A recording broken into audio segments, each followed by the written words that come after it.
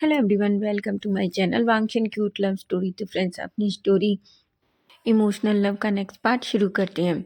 तो last part में हमने देखा था कि जहाँ वेनरॉन जब विंग के साथ बदतमीजी करता है तो वांग जी उसे देखता है और बहुत मारता है। वहीं वांग जी विंग के बेहोश होने पर उसे हॉस्पिटल ले जाता है, जहाँ डॉक्टर कुछ ऐसा बताता है जिस पर वांग जी थोड़ा शॉक हो जाता है। वहीं वांग जी जानबूझकर विंग को अपने अपार्टमेंट में ले आता है क्योंकि वो विंग के साथ थोड़ा टाइम स्पेंड करना चाहता है। वो विंग को और जानना चाहता है। वहीं चैंग भी जानता है कि विंग अगर वांग जी के साथ है तो सेफ है, इसलिए वो भी हाँ कह देता है। वहीं हम देखते हैं वांग जी विंग को अपने अपार्टमेंट में लाता है और अपने गेस्ट रूम में अच्छे से सुला देता है और अपने रूम में चला जाता है। वहीं हम दूसरी तरफ देखते हैं, जहाँ हम देखते हैं कि चैंग जैसे ही अपने घर में एंटर करता है, अचानक वो अपने सामने अपनी मॉम और याली को देखता है। तभी मैडम यू सामने आती हैं और चैंग को खींचकर एक थप्पड़ लगाती हैं। चैंग अपना गाल पकड़ता है।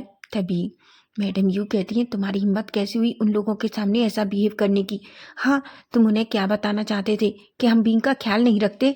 तुम एक बात बताओ, तुम मेरे बेटे हो, मुझे समझ में नहीं आता उस बींग ने ऐसा क्या किया है कि तुम उसकी तरफदारी करते हो। चैंग बहुत थका हुआ था। वो अपनी माँ की तरफ देखता है और कहता है, माँ पता है क्या प्रॉब्लम है? आपके अंदर से इंसानियत मर चुकी है। आप अभी भी ऐसा लगता है कि विंग की गलती थी। तभी याली कहती है, मैं कह रही हूँ उस विंग की गलती होगी। वैनरवान ऐसा बिल्कुल नहीं है, उसने ही उसे उकसाया होगा ताकि वो उसके करीब जाए। चैंग को याली के ऊपर बहुत गुस्सा आ रहा था। वो बस थप्पड़ लगाना चाहता था, लेकिन वो जानता है कि उसकी माँ याली को अगर उसने कुछ भी किया तो उसे और एक और थप्पड़ मिलेगा, इसलिए वो बस चुप हो जाता है। तभी याली कहती है, देखो चैंग, मैं तुमसे फिर से कह रही हूँ, देखना उस विंग की गलती है, उसकी वजह से वैनरवान को कितनी मार पड़ी। तभी चैंग जो याली की तरफ देखता है और कहता है, याली मैं सच कह रहा हूँ, एक दिन पता है तुम्हें अपने किए हुए सारे कामों का रिग्रेट होगा और मैं उस दिन का वेट कर रहा हूँ। ऐसा कहकर अपने कमरे में चला जाता है, जहाँ मैडम यू और याली दोनों चीखने लगती हैं क्योंकि वो चैंग से बात कर रही थी, लेकिन चैंग उन्हें पूरी तरीके से इग्नोर कर देता है। वहीं हम देखते हैं दूसरी तरफ, जहाँ हम देखते हैं बींग जो रूम में था उसे नींद नहीं आ रही थी। उसके लिए ये बहुत अलग था क्योंकि बहुत ही सॉफ्ट रूम, बहुत सॉफ्ट गद्दा, उसके बाद इतना प्यारा सा रूम। बींग को तो हमेशा उस छोटे से कमरे में और उस पर जहाँ कुछ भी नहीं था, एक बहुत छोटा सा गद्दा था जिसे वो ज़मीन में डालकर सोया करता था, उसकी आदत है। और यहाँ ऐसे गद्दे पर वो सो भी नहीं पा रहा। उसे बहुत मुश्किल सोने में हो रही थी। उसे नहीं पता वो क्या करे। वहीं हम देखते हैं फिंग एक गहरी सी सांस लेता है और वो बेड पर बैठ जाता है और वो सब कुछ याद करने लगता है जो थोड़ी देर पहले वांग जी ने उसके लिए किया। वो अपने मन में कहता है, आखिर वांग जी सर मेरे लिए इतना क्यों कर रहे हैं? मेरे तो कभी अपनों ने मेरे लिए नहीं किया। माँ कभी मुझे माँ नहीं कहने देती। सीजे तो मुझे ऐसे ट्रीट करती है जैसे मैं पता नहीं कौन हूँ। एक चैंग का है, लेकिन वो भी माँ और सीजे की वजह से कभी कुछ नहीं कर पाते। और कल क्या होगा अगर माँ माँ मैं टाइम से घर नहीं पहुँचा तो माँ मुझे फिर से बहुत मारेगी। ऐसा कैद सोचता है, लेकिन उसे नींद नहीं आ रही थी। वो बेड से उठता है और उस विंडो के सामने जाकर खड़ा होता है, जिस विंडो से पूरा शहर दिख रहा था। वो उसे देखता है और कहता है, यहाँ कितनी शांति है, यहाँ कितना अच्छा लग रहा है। तभी उसे याद आता है कि वांग जी ने उससे क्या कहा था। वो अचानक उसका फेस थोड़ा रेड हो जाता है, उसकी हार्ट बीट फास्ट हो जाती है। वो अपनी चेस्ट पे हाथ रखता है और कहता है, मेरे साथ ये सब कुछ क्या हो रहा है? ऐसा कहता है और काफ़ी टाइम तक ऐसे ही उस विंडो के सामने खड़ा रहता है। वो बेड की तरफ देखता है और उसे पता है कि वहाँ उसे नींद नहीं आएगी, इसलिए वो चुपचाप वहीं पास में बैठ जाता है। वहीं अब हम सीधा नेक्स्ट डे मॉर्निंग का सीन देखते हैं, जहाँ हम देखते हैं वांग जी जो अपने रूम से निकलता है। वो अपने रूम से बाहर आता है, वो फ्रेशन अप होने के बाद और शाल लेने के बाद वो किचन में जाता है। किचन में वो देखता है कि मेड पहले से ही वांग जी के लिए ब्रेकफास्ट बना रही थी। वहीं वांग जी मेड से 2 लोगों के लिए ब्रेकफास्ट बनाने को कहता है। वहीं वांग जी देखता है क्या विंग उठ के आए, क्या उसे उठाना चाहिए क्योंकि उन्हें ऑफिस भी जाना है। वांग जी सीधा विंग के रूम की तरफ जाता है। विंग रूम पहले से ही खुला हुआ था, इसलिए वांगजी नॉक नहीं करता और अंदर चला जाता है। लेकिन अंदर जो दिखता है, वांगजी की आंखें बड़ी बड़ी हो जाती हैं। वो शॉक हो जाता है और वो दौड़कर विंग के पास जाता है और कहता है, विंग विंग उठो, तुम यहाँ क्यों सो रहे हो। एक्चुअली विंग जो फर्श पर सो रहा था, उसने गद्दे बहुत एक्सपेंसिव थे, इसलिए उन्हें डाला भी नहीं था। वो ज़मीन पर इसी तरीके से सो गया था। वांगजी थोड़ा घबरा जाता है और विंग को अपनी बाहों में भर लेता है। तभी विंग धीरे धीरे आइज ओपन करता है और कहता है, सर आप। तभी वांगजी कहता है, विंग तुम मुझे एक बात बताओ, तुम फर्श पर क्यों सो रहे हो। विंग जो अचानक उठता है और कहता है, सर वो मैं। वांगजी कहता है, मुझे बताओ, तुम्हें पता है ना फर्श कितना ठंडा है और तुम इस पर ऐसे कैसे सो सकते हो। विंग कहता है, वो मुझे नींद नहीं आ रही थी उस गद्दे पर। वांगजी की आंखें बड़ी हो जाती हैं और कहता है, गद्दे पर नींद नहीं आ रही थी, क्या मतलब है। विंग कहता है, एक्चुअली मुझे वो मुझे फर्श पर सोने की आदत है ना, इसलिए। भांगजी कहता है, ठीक है, तुम्हें फर्श पर सोना था तो कम से कम गद्दा तो नीचे डाल सकते थे ना। विंग कहता है, पर वो बहुत एक्सपेंसिव था। भांगजी अपना सर पकड़ लेता है और विंग के शोल्डर से पकड़कर उसे अपनी तरफ खींचता है और कहता है, विंग वो गद्दा है, वो तुमसे ज़्यादा एक्सपेंसिव नहीं है। और क्या हो जाता अगर तुम इसे फर्श पर डाल लेते। तुम ऐसा कैसे सोच सकते हो कि वो बहुत एक्सपेंसिव था। क्या एक इंसान से ज़्यादा एक्सपेंसिव होती हैं चीज़ें। जी सुनकर भांगजी की तरफ देखता है। भांगजी कहता है, ऐसा फिर कभी मत करना, तुम्हें पता है तुम्हें ठंड लगी होगी। बींग जो भांगजी की तरफ ही देख रहा था, वो ही जानता है कि उसे कितनी वार्मनेस फील हो रही थी। जब से उसकी माँ गई है, तब से उसे कभी भी ये एहसास नहीं हुआ। उसे आज पता चला है कि वो कैसा लगता है जब कोई हमारी केयर करता है, क्योंकि अब तक किसी ने उसकी केयर की ही नहीं है और ये पहली बार है जब भांगजी उसकी इतनी केयर कर रहा है। विंग की आंखें थोड़ी नम हो जाती हैं। भांगजी कहता है, सॉरी विंग, मैं तुम्हें डांटना नहीं चाहता था। तभी विंग कहता है, नहीं नहीं सर, ऐसी बात नहीं है। भांगजी कहता है, तो क्या है, देखो तुम फर्श पर सो गए, तुम्हारे हाथ पैर कितने ठंडे हैं, जाओ पहले अच्छे से शावर ले लो। विंग कहता है, पर मेरे पास कपड़े नहीं है। भांगजी कहता है, चिंता मत करो, तुम बस अंदर वॉशरूम में जाओ, फ्रेशन अप हो जाओ, तुम्हारे पास कपड़े जब तक आ जाएंगे।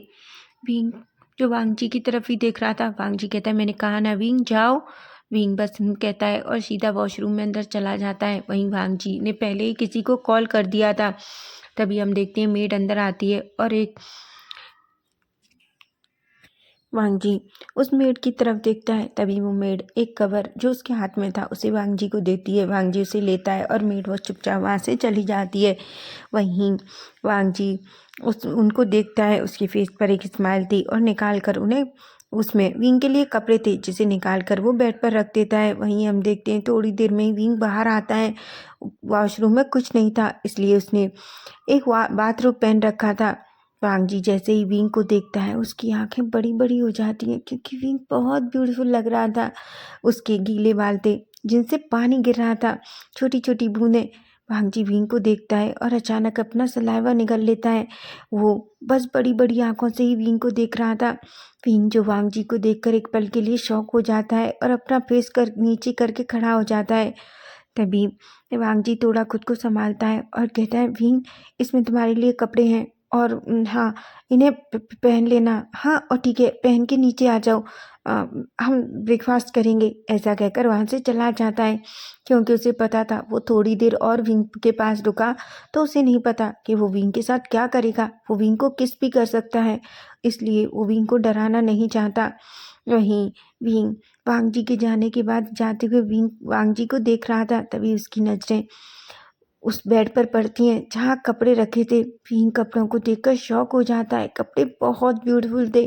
तभी विंग की नज़रें उन कपड़ों पर पड़ती हैं और उसमें से वो एक कपड़ा लेता है और उसका प्राइस देखता है तो उसकी आंखें बड़ी बड़ी हो जाती हैं। वो कहता है, ये तो बहुत कॉस्टली है, मैं इनका पैसा सर को कहाँ से दूंगा। नहीं, मैं ये नहीं पहन सकता, चाहे कुछ भी हो जाए। क्या मुझे अपने वही कपड़े पहन लेने चाहिए। हाँ विंग, तुम नहीं पहन लो, वैसे भी वो गीले नहीं हुए। ऐसा कहकर वो जल्दी से वॉशरूम में जाता है और अपने वही पुराने कपड़े पहनकर रेडी होकर नीचे जाता है। वहीं विंग जो पहले से ही ब्रेकफास्ट टेबल के पास बैठा हुआ था और विंग का वेट कर रहा था, जैसे ही वो विंग को देखता है, वो अचानक अपनी आइज़ नैरो करता है और विंग की तरफ देखकर विंग जो वांग जी के पास आता है। तभी वांग जी कहता है, विंग तुमने यही कपड़े क्यों पहने हैं? विंग कहता है, सर वो। वांग जी कहता है, जबकि मैंने तुम्हारे लिए दूसरे कपड़े मंगाए थे और तुम्हें पता है ना हम यहीं से कंपनी जा रहे हैं। विंग कहता है, सर वो बहुत एक्सपेंसिव है और एक्चुअली मैं उनके पैसे कहाँ से दूंगा आपको। वांग जी जो शॉकिंगली वांग विंग की तरफ देख रहा था, वो अपना सर पकड़ लेता है और अपने मन में कहता है, ये लड़का हर चीज़ के बारे में ऐसा कितना सोचता है। गॉड, क्या मैंने इससे पैसे की बात की है? तभी वांग जी विंग का हाथ पकड़ लेता है। विंग की बॉडी थोड़ी शिवर करती है, लेकिन वांग जी का वो गर्म हाथ विंग को इतना रिलैक्स दे रहा था। वांग जी विंग को अपने पास चेयर पर बिठा लेता है और विंग की तरफ देखकर कहता है, विंग एक बात बताओ, क्या मैंने तुमसे कहा है कि मुझे पैसे दो? विंग कहता है, पर सर वो।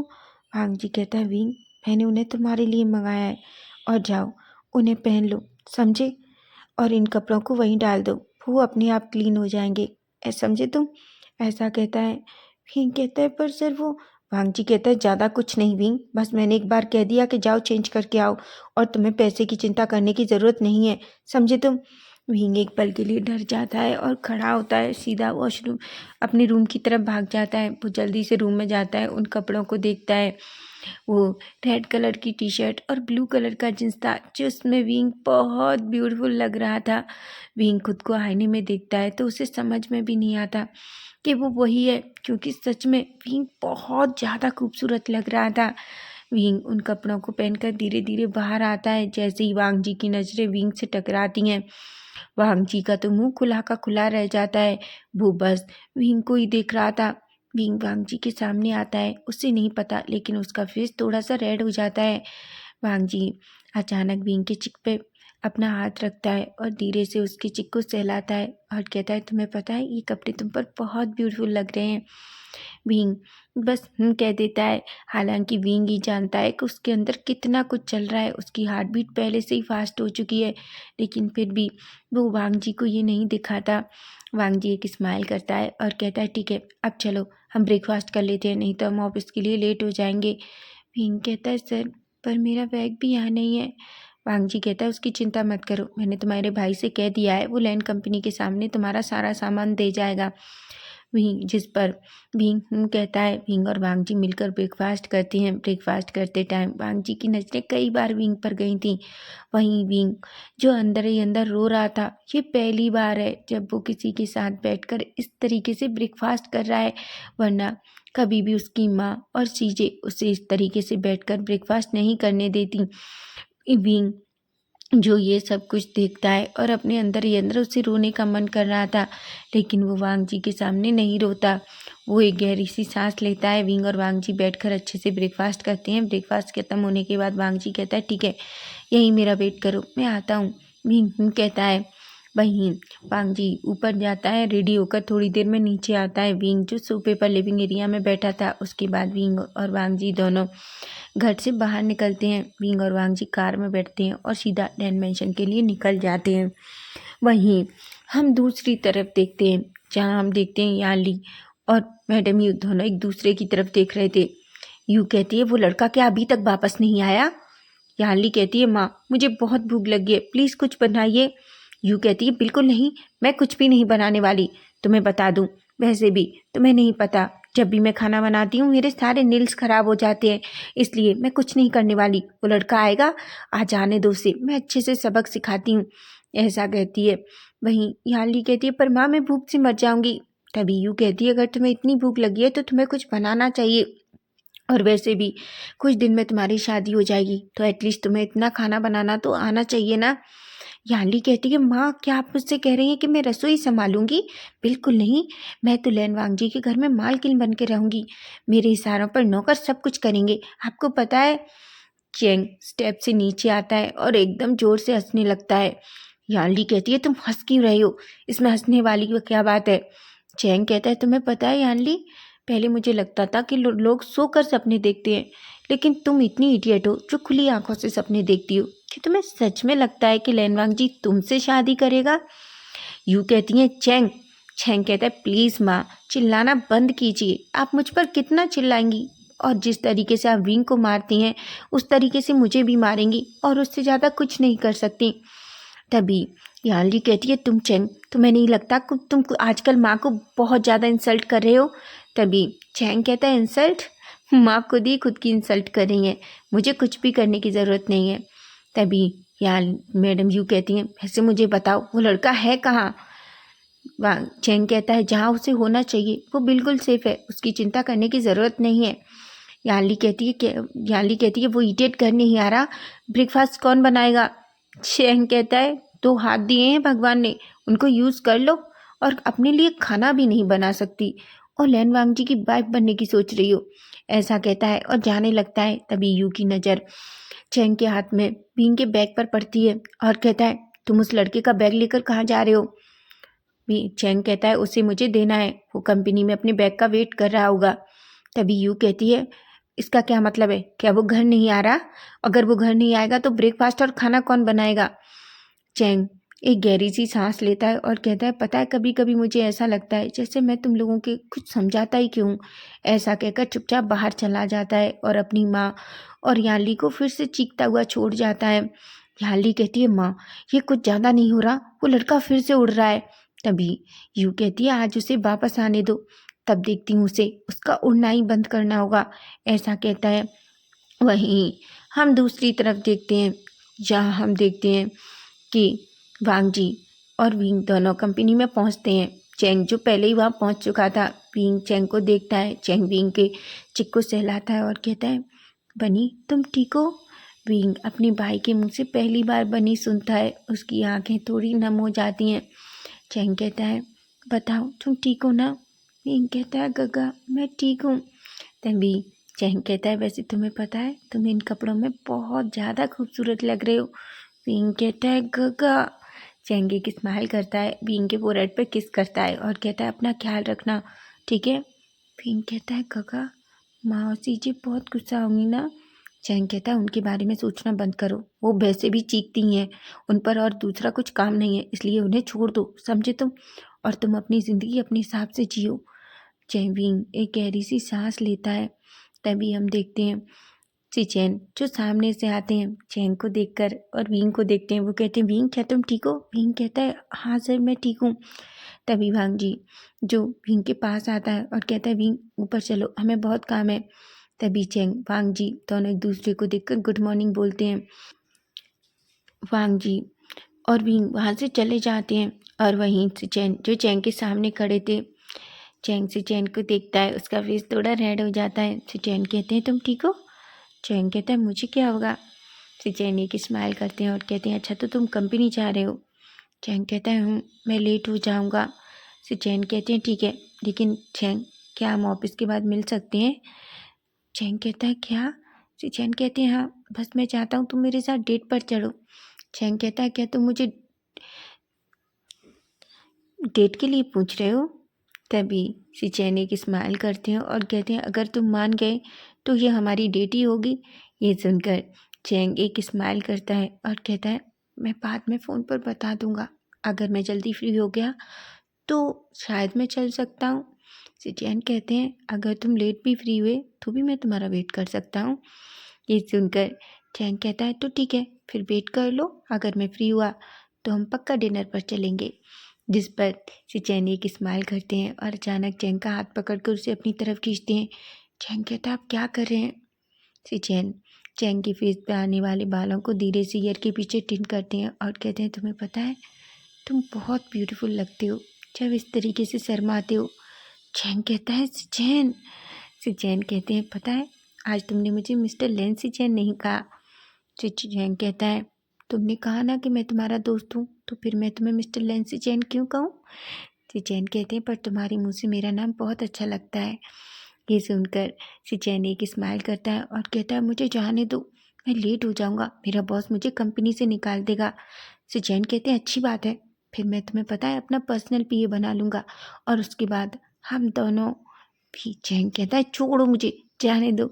ऐसा कहकर वो जल्दी से अपनी बाइक पर बैठता है और एक स्माइल कर कर वहाँ से चला जाता है। और चैन जो एक गहरी सी सांस लेते हैं क्योंकि उन्हें देखते ही चैंग बहुत पसंद आ गया था और चैंग को भी चैन देखते ही पसंद आ गए थे। वो तो दोनों एक दूसरे से बात करने का भी वेट नहीं करते और सीधा एक दूसरे को यही बोल देते हैं कि शायद उन्हें पसंद है, लेकिन अभी भी उन्होंने खुलकर एक दूसरे से अपने दिल की बात नहीं कही। और वो कब कहते हैं ये तो हम स्टोरी में आगे देखेंगे। वहीं हम देखते हैं वांग जी और विंग दोनों अपने केबिन में अंदर जाते हैं।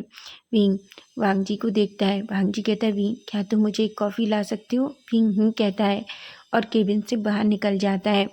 वहीं जैसे ही लियान की नज़रें विंग पर पड़ती हैं, विंग को देखकर लियान शॉक हो जाता है और कहता है, क्या ये सच है? विंग तुम तो बहुत ब्यूटीफुल लग रहे हो। विंग का फेस रेड हो जाता है और कहता है, लियान मुझे टीज करना बंद करो। लियान कहता है, गॉड मैं तुम्हें टीज नहीं कर रहा, मैं सच कह रहा हूँ। तुम्हें पता भी है तुम तो एक बहुत प्यारे से क्यूट बनी जैसे दिख रहे हो। विंग जो नंग सा फेस बनाता है और कहता है, मुझे जाने दो, मुझे सर के लिए कॉफ़ी लेकर जानी है। लियान कहता है, ठीक है, लेकिन बाद में मुझसे ज़रूर मिलना। विंग कहता है और सीधा वो अंदर चला जाता है जहाँ से वो वांग जी के लिए कॉफ़ी लेकर आ सके। वहीं हम देखते हैं सिचेन और वांग जी एक दूसरे के आमने सामने बैठे थे। वांग जी कहता है, गग्गा क्या मैंने जो बोला था हो गया? तभी सिचेन कहते हैं, तुम चिंता मत करो, थोड़ी देर रुको, तुम खुद ही देख लेना। जिस पर वांग जी कहता है, मैं बस बेसब्री से वेट कर रहा हूँ, सब कुछ खत्म होना चाहिए। उस इंसान की हिम्मत कैसे हुई विंग को इस तरीके से टच करने की? तभी सिचैन एक स्माइल करते हैं और कहते हैं, वांग जी क्या तुम? वांग जी अपना फेस नीचे कर लेता है और कहता है, गगा मैं अभी ये सब विंग को नहीं कहना चाहता। मैं चाहता हूँ वो पहले मेरे साथ कंफर्टेबल रहे, मुझे सब कुछ पता है, मैं उसके मुंह से जानना चाहता हूँ। मैं जानता हूँ कि वो जो हम देख रहे हैं वो कुछ सच नहीं है, सच कुछ और ही है, और मैं ये सब कुछ विंग के मुंह से सुनना चाहता हूँ। इसलिए पहले मैं उसे अपने साथ बहुत कंफर्टेबल करना चाहता हूँ। सिचैन एक गहरी सी सांस लेते हैं और कहते हैं, आई होप तुम कह रहे हो वो जल्दी होगा, ऐसा कहते हैं। जिस पर वांग जी बस कहता है। वहीं सिचैन कहते हैं, बस 2 मिनट दो तुम, उसके बाद वो आ जाएगा और हम बात करेंगे। जिस पर भी वांग जी कहता है। सिचैन खड़े होते हैं और वहाँ से केबिन से बाहर चले जाते हैं। विंग अंदर आता है और हम देखते हैं विंग के हाथ में कॉफ़ी थी। वांग जी विंग को देखकर एक स्माइल करता है। विंग वांग जी के सामने कॉफ़ी रखता है और कहता है, सर आज आपकी 2 मीटिंग है। वांग जी कहता है, विंग आज मेरी सारी मीटिंग कैंसिल कर दो। विंग कहता है, पर सर एक मीटिंग बहुत अर्जेंट है, आपको मिस्टर जॉन के साथ मीटिंग करनी है, वरना वो 2 दिन बाद वापस यूएस चले जाएंगे। जिस पर वांग जी कहता है, मैं मिस्टर जॉन से बात कर लूँगा, उसकी तुम चिंता मत करो, तुम बस सारी मीटिंग कैंसिल कर दो, आज मुझे किसी के साथ कुछ बहुत ज़रूरी बात करनी है। विंग कहता है। वांग जी विंग की तरफ देखता है और कहता है, विंग अपने केबिन में जाओ और जब तक मैं ना बुलाऊं केबिन से बाहर मत निकलना। विंग जो बड़ी बड़ी आंखों से वांग जी को देखता है। वांग जी एक स्माइल करता है और विंग के पास आता है। विंग जो बस अभी भी घबराई हुई नज़रों से वांग जी को देख रहा था। वांग जी कहता है, विंग क्या तुम मुझ पर ट्रस्ट करोगे? विंग जो बस वांग जी को देख रहा था। वो वांग जी को ज़्यादा दिन से नहीं जानता, लेकिन उसका दिल वांग जी पर ट्रस्ट करने के लिए कह रहा है और उसे नहीं पता, लेकिन वो अपना सिर हाँ में हिला देता है। वांग जी एक स्माइल करता है और कहता है, ठीक है, तो जब तक मैं ना बुलाऊं तब तक केबिन से बाहर मत आना, ठीक है? विंग कहता है और अपने केबिन की तरफ चला जाता है और अपने केबिन में बैठकर चेयर पे बैठता है और अपने मन में सोचता है, आखिर सर ने ऐसा क्यों कहा, मुझे बाहर आने के लिए मना क्यों किया। वहीं हम देखते हैं एक पर्सन अंदर आता है और कहता है, सर मिस्टर बेन पहले ही मीटिंग रूम में आपका वेट कर रहे हैं। वांग जी कहता है, ठीक है, मुझे 2 मिनट दो, मैं आता हूँ। वो पर्सन कहता है। वांग जी एक गहरी सी सांस लेता है और सीधा उस मीटिंग रूम में चला जाता है। सिचैन पहले से ही मिस्टर बेन के सामने बैठे हुए थे। तभी मिस्टर बेन जैसे ही वांग जी को देखते हैं अचानक खड़े हो जाते हैं और कहते हैं, मिस्टर लेन वांग जी आपने मुझे क्यों बुलाया? वांग जी कहता है, मिस्टर बेन मुझे आपसे कुछ ज़रूरी बात करनी है। जिस पर मिस्टर बेन जो वांग जी का कोल्ड फेस और वो डार्क ऑरा देख के पूरी तरीके से डर जाते हैं। वो अपने मन में कहते हैं, आखिर मैंने क्या गलत किया है, ये लेन वांग जी मुझे ऐसे क्यों घूर रहा है। तभी वांग जी कहता है, मिस्टर लेन बेन एक्चुअली हम आपके साथ अब कोई भी ज़्यादा प्रोजेक्ट नहीं कर पाएंगे। जिस पर मिस्टर वैन खड़े होते हैं और कहते हैं, पर क्यों मिस्टर लैन? तभी वांग जी कहता है, क्योंकि मुझे नहीं लगता आप हमारे साथ काम करने लायक हैं। मिस्टर वैन अपनी मुट्ठियां बीचते हैं और कहते हैं, आप कहना क्या चाहते हैं?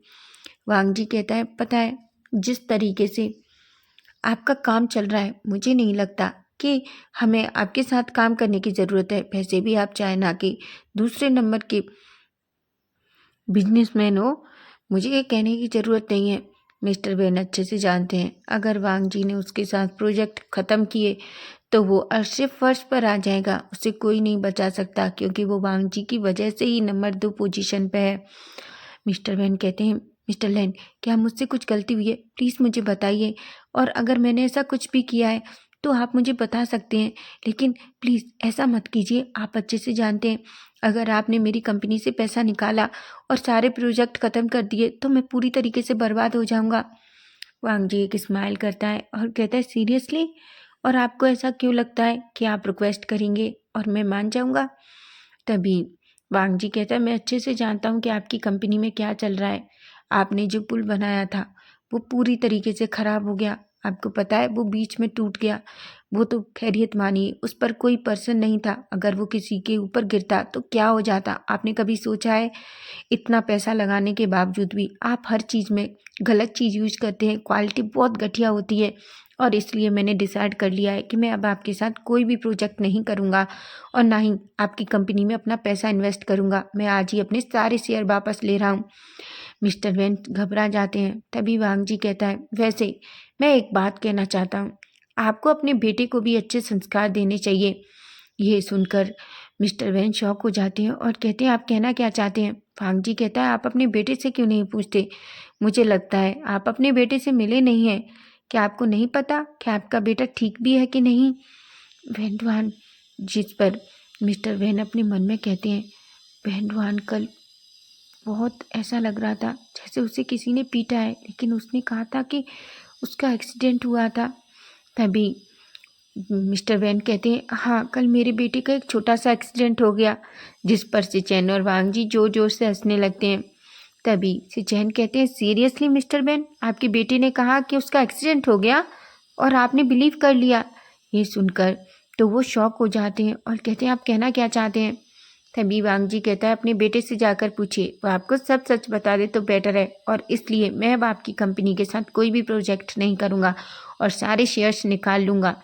ये सुनकर मिस्टर वैन तो शॉक हो जाते हैं। वो अपनी मुट्ठियाँ बीच लेते हैं और कहते हैं, आप कह रहे हैं कि आप मेरे बेटे की वजह से मेरी कंपनी में से अपना पैसा निकाल लेंगे? ये सुनकर वांग जी कहता है, बिल्कुल, क्योंकि आपके बेटे ने किसी ऐसे इंसान को हर्ट करने की कोशिश की जिसे मैं बर्दाश्त नहीं करूँगा। मिस्टर वैन जो पूरी तरीके से शॉक हो जाते हैं, वो अच्छे से जानते हैं कि उनका बेटा कैसा है, पूरी तरीके से अय्याश। उसे लोगों के साथ हमेशा मस्ती करना और हर किसी के साथ वन नाइट स्टैंड करना कितना पसंद है, लेकिन उसकी वजह से उनकी कंपनी की ये हालत होगी, उन्होंने कभी नहीं सोचा था। मिस्टर वैन कहते हैं, आप चाहते हैं तो मैं अपने बेटे को पनिश कर दूंगा, लेकिन प्लीज़ ऐसा कुछ भी मत कीजिए। वांग जी एक स्माइल करता है और कहता है, क्या पनिशमेंट देंगे आप अपने बेटे को? तभी मिस्टर वैन कहते हैं, मैं उसे कुछ दिन के लिए घर में बंद रखूँगा, और ये उसके लिए सबसे बड़ी पनिशमेंट है, क्योंकि मिस्टर लैन, आपको पता है मेरा बेटा घर में और रूम में बंद नहीं रह सकता। भांग जी गहरी सी सांस लेता है और कहता है, ये कोई भी पनिशमेंट हुई? बिल्कुल नहीं, ये कोई पनिशमेंट नहीं है। पनिशमेंट क्या है वो मैं डिसाइड करूँगा, लेकिन अभी के लिए आप जा सकते हैं। मिस्टर वैन बहुत गिड़गिड़ाते हैं, लेकिन वांग जी को तो कोई फ़र्क नहीं पड़ रहा था, क्योंकि उसके सामने विंग का वो रोता हुआ चेहरा था। तभी वांग जी कहता है, ठीक है, अगर आप इतना गिड़गिड़ा रहे हैं तो मैं मान लेता हूँ, लेकिन अपने बेटे को यहाँ बुलाइए, ऐसा कहता है। जिस पर मिस्टर वैन शॉक हो जाते हैं। वांग जी कहता है, बेटे को यहाँ बुलाइए। तभी मिस्टर वैन रुआन को कॉल करते हैं। वैन रुआन जो पहले तो कॉल नहीं उठाता, और जब कॉल उठाता है तो बहुत झंझलाहट में कहता है, क्या हुआ डैड, आप इतना सुबह सुबह मुझे क्यों परेशान कर रहे हैं? मैं बहुत थका हुआ हूँ। तभी मिस्टर वैन अपने दांत पीसते हैं और कहते हैं, जहाँ कहीं भी हो जल्दी से लैंड कॉर्पोरेशन आ जाओ। लैंड कॉर्पोरेशन का नाम सुनते ही वैन रुआन की सारी नींद चली जाती है। वो जल्दी से बेड पे बैठता है और कहता है, डैड क्या हुआ? तभी मिस्टर वैन कहते हैं, अगर तुम 10 मिनट में लैंड कॉर्पोरेशन नहीं आए तो मैं वादा करता हूँ कि मैं तुम्हारे सारे कार्ड ब्लॉक कर दूंगा और तुम्हें डार्क रूम में बंद कर दूंगा, जिससे तुम्हें सबसे ज़्यादा डर लगता है, समझी तुम? ऐसा कहता है, जिस पर वैन शॉक होता है और कहता है, डैड मुझे बस 2 मिनट दीजिए, मैं अभी आता हूँ। ऐसा कहता है, वो जल्दी से उठता है और वॉशरूम की तरफ भागता है, हालांकि वो बहुत डरा हुआ है।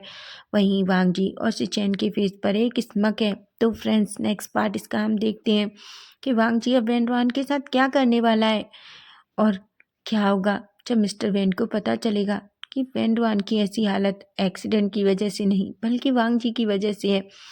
अगर आपको फैन फिक्शन अच्छा लग रहा है तो प्लीज़ प्लीज़ प्लीज़ चैनल को सब्सक्राइब जरूर करना, लाइक करना और कमेंट करना और सब्सक्राइब भी। Bye bye, take care.